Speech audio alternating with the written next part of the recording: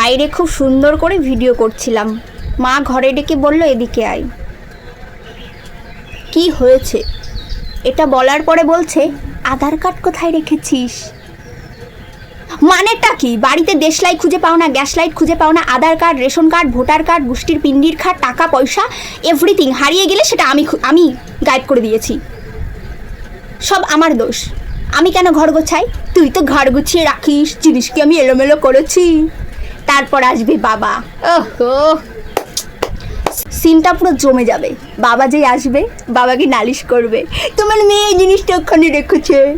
বাবা তারপরে বলবে তোর কপালে কষ্ট আছে, কিন্তু একা থাকা যে কত কষ্ট বলি না, বুক ফাটে তবু মুখ ফাটে না, একা থাকাটা হচ্ছে অতটাই কষ্ট।